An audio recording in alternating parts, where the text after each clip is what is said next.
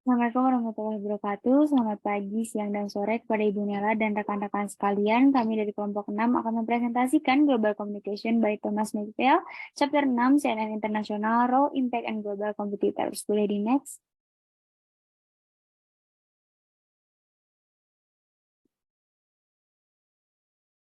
Oke, tim kami di sini ada Nisa Maulina, Aldo Restu, Gendis Areta, dan juga Vicky Sulaiman. Boleh di next? Slide selanjutnya akan disampaikan oleh Vicky. Waktu dan tempat dipersilakan. Oke, yang pertama ada introduction. Jadi pada awal 1980-an, Ted Turner mendirikan jaringan berita 24 jam pertama yang berbasis di Atlanta, Georgia. Pada tanggal 1 Juni 1980, Ted Turner memperkenalkan Cable News Network atau yang dikenal sebagai CNN. Kemudian pada tahun 1981, Turner meluncurkan CNN Headline News dan pada 1985, CNN mendirikan Cable News Network Internasional atau CNNI. Kemudian CNN juga mengubah format media global. Oke, boleh di next. Selanjutnya Cable News Network atau CNN. Pengumpulan berita dan informasi internasional berubah karena Cable News Network. Ini membuat era baru pelaporan lahir ketika batas-batas domestik menjadi tertinggal di era satelit dan kabel. CNN juga sangat sukses sehingga menarik persaingan. Dua pesaing utama CNN di Eropa dan Asia adalah saluran satelit Rupert Murdoch termasuk BSkyB dan BBC. Kemudian pada tahun 1994, BBC meluncurkan layanan berita televisi 24 jam. Oke, boleh di next. Siaran pertama CNN. Siaran langsung pertama CNN melibatkan pemimpin hak sipil kulit hitam terkenal dan demokrat terkenal seperti Vernon Jordan. Dan CNN juga menjadi media pertama yang menyiarkan berita mengenai Jordan yang tertembak di Fort Wayne, Indiana, dan Presiden Jimmy Carter mengunjunginya di rumah sakit. Oke, boleh di next. Selanjutnya ada peristiwa penting yang CNN dapat siarkan. Yang pertama ada peristiwa lapangan Tiananmen. Pada Mei 1989, Presiden Gorbachev dari Rusia melakukan kunjungan resmi ke Cina. Kemudian CNN dengan penyiar Bernard Shaw mendapat izin untuk mendirikan studio sementara di luar ruangan di Beijing. CNN juga menyiapkan stasiun satelit portable untuk mengirimkan sinyalnya ke kantor pusatnya di Atlanta, Georgia.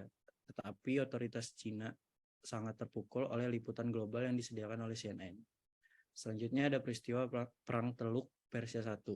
CNN menjadi outlet media untuk liputan langsung krisis Teluk 1991. CNN tidak hanya meliput pengeboman, tetapi juga pertemuan Saddam Hussein dengan para sandera Inggris. CNN juga meliput langsung pesan yang disampaikan Raja Hussein dari Yordania tentang krisis Teluk. Kemudian para pemimpin dunia mulai berkomunikasi tentang krisis Teluk melalui CNN. Dan dalam peristiwa ini, reporter CNN yang bernama Peter Arnert menjadi superstar media karena hasil liputannya. Oke, boleh di next. Selanjutnya akan dilanjutkan oleh rekan saya.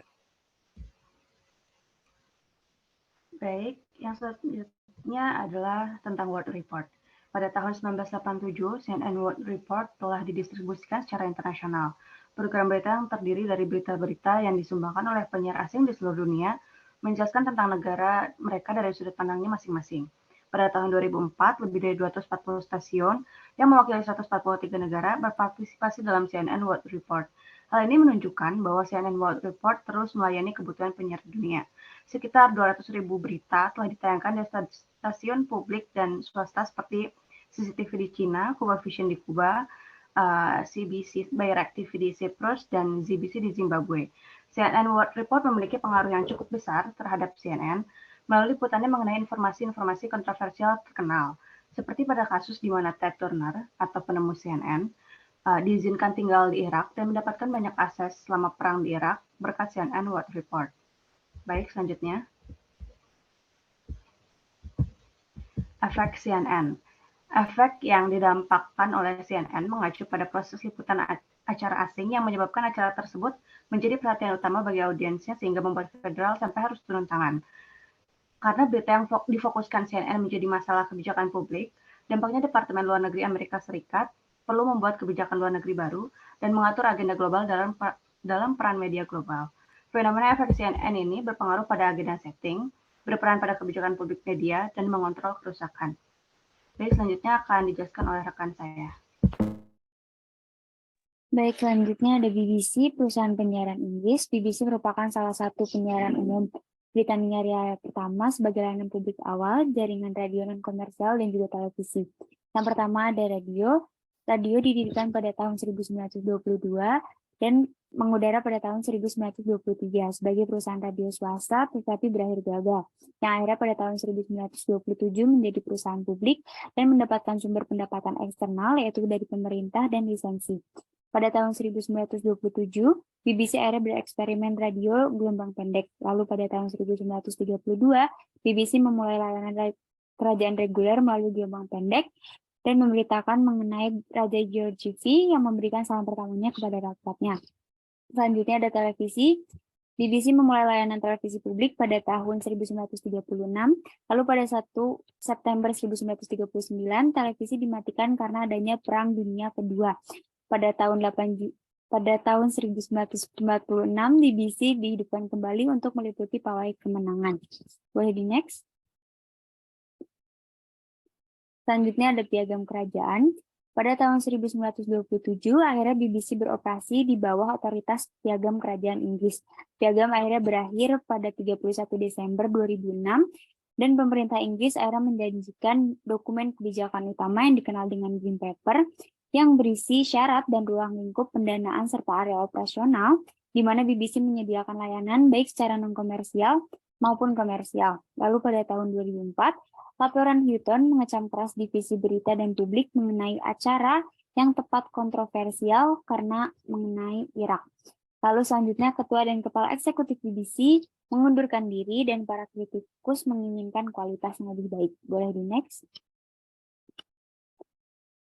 Selanjutnya ada gelombang Jerman atau yang bisa disebut dengan Deutsche Welle, adalah sistem gelombang pendek Jerman yang dirancang untuk menyiarkan radio dan televisi ke seluruh dunia, di mana layanan ini 24 jam bebas komersial yang meliputi program berita, olahraga, dan budaya.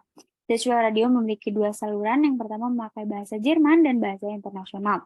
Pada bulan April 1992, Deutsche Welle TV memulai transmisi dan kemudian mengudara 14 jam sehari. Mendirikan layanan internet untuk bersaing di arena urusan publik dengan BBC dan juga Voice of America.